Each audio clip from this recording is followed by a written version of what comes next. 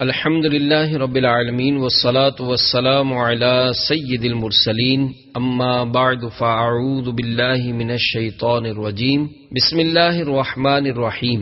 بھیانک اونٹ، درود پاک کی فضیلت۔ مدینے کے سلطان رحمت عالمیان سرور ذیشان محبوب رحمان صلی اللہ تعالی علیہ وآلہ وسلم کا فرمان عظمت نشان ہے، جسے کوئی مشکل پیش آئے اسے مجھ پر کثرت سے درود پڑھنا چاہیے، کیونکہ مجھ پر درود پڑھنا مصیبتوں اور بلاؤں کو ٹالنے والا ہے۔ صلو علی الحبیب صلی اللہ تعالی علی محمد۔ بھیانک اونٹ۔ کفار قریش ایک دن کعبہ مشرفہ میں جمع تھے۔ نبی اکرم نور مجسم شاہ آدم و بنی آدم رسول محتشم صلی اللہ تعالی علیہ وآلہ وسلم بھی قریب ہی نماز ادا فرما رہے تھے۔ ابو جہل ایک بھاری پتھر اٹھا کر دکھیاں دلوں کے چین رحمت کونین رسول ثقلین نانائے حسنین صلی اللہ علیہ وآلہ وسلم کے سر مبارک کو معاذ اللہ سجدے کی حالت میں کچلنے کے ناپاک ارادے سے آگے بڑھا، اور جو ہی نزدیک پہنچا تو ایک دم بوکھلا کر پیچھے کی طرف بھاگا۔ کفار ناہنجار نے حیرت سے پوچھا، ابو الحکم تجھے کیا ہوا؟ بولا، میں جو ہی قریب پہنچا میرے تو اوسان ہی خطا ہو گئے۔ میں نے دیکھا کہ ایک دہشت ناک سر اور خوفناک گردن والا بھیانک اونٹ منہ کھولے دانت کچکچاتا ہوا مجھے ہڑپ کرنے کے لیے آگے بڑھ رہا ہے۔ ایسا بھیانک اونٹ میں نے آج تک نہیں دیکھا۔ سرکار دو عالم نور مجسم شاہ آدم و بنی آدم رسول محتشم صلی اللہ تعالی علیہ وآلہ وسلم نے فرمایا، وہ جبرائیل علیہ السلام تھے، اگر ابو جہل اور نزدیک آتا تو اسے پکڑ لیتے۔ نور خدا ہے کفر کی حرکت پہ خندہ زن، پھونکوں سے یہ چراغ بجھایا نہ جائے گا۔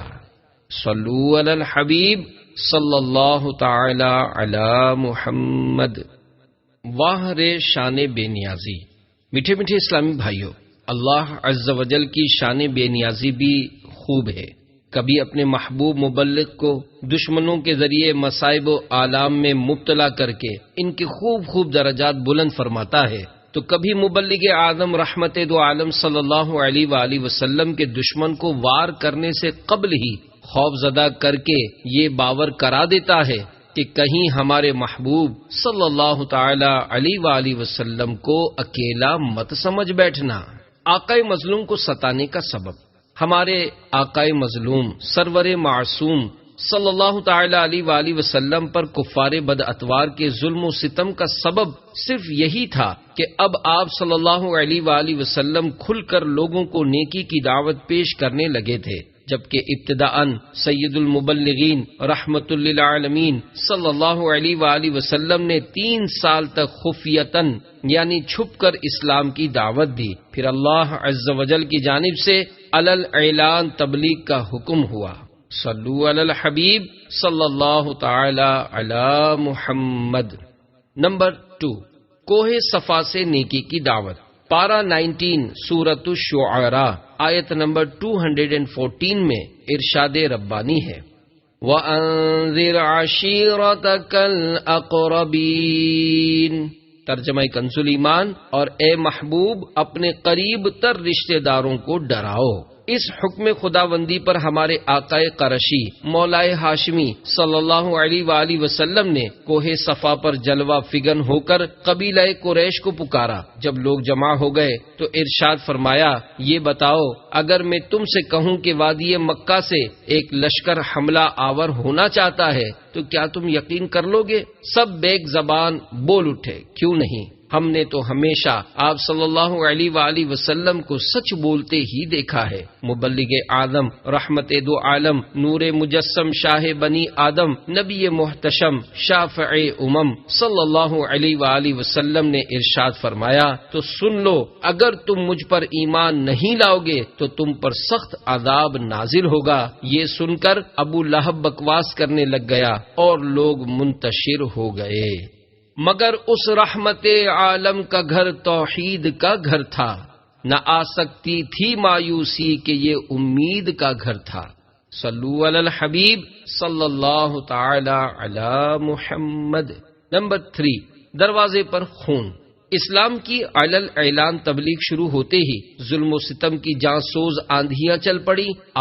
نبیوں کے سرور، دو جہاں کے تاجور، محبوب رب اکبر صلی اللہ علیہ وآلہ وسلم کے جسم منور پر کفار بد گوہر کبھی کوڑا کرکٹ اچھالتے تو کبھی دروازے رحمت پر جانوروں کا خون ڈالتے، کبھی راستوں میں کانٹے وغیرہ بچھاتے تو کبھی بدن انور پر پتھر برساتے۔ ایک بار تو ان میں سے ایک بے رحم نے سجدے کی حالت میں گردن شریف کو نہایت شدت سے دبا دیا، قریب تھا کہ مبارک آنکھیں باہر تشریف لے آتی۔ کبھی ایسا بھی ہوا کہ سجدے کی حالت میں پشت اطہر یعنی مبارک پیٹھ پر بچہ دان یعنی وہ کھال جس میں اونٹنی کا بچہ لپٹا ہوا ہوتا ہے رکھ دیا۔ علاوہ ازیں کفار جفاکار آپ صلی اللہ علیہ وآلہ وسلم کی شان عظمت نشان میں گستاخانہ جملے بکتے، پھبتیاں کستے، آپ صلی اللہ علیہ وآلہ وسلم کو معاذ اللہ عز وجل جادوگر اور کاہن بھی کہتے۔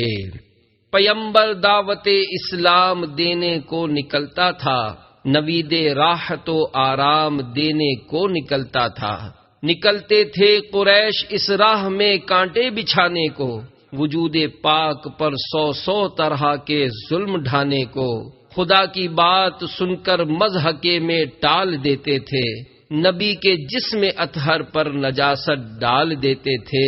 تمسخر کرتا تھا کوئی، کوئی پتھر اٹھاتا تھا، کوئی توحید پر ہنستا تھا، کوئی منہ چڑھاتا تھا۔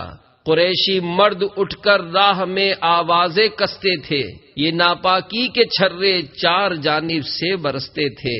کلام حق کو سن کر کوئی کہتا تھا یہ شاعر ہے، کوئی کہتا تھا کاہن ہے، کوئی کہتا تھا ساحر ہے، مگر وہ منبع علم و حیا خاموش رہتا تھا، دعائے خیر کرتا تھا، جفا و ظلم سہتا تھا۔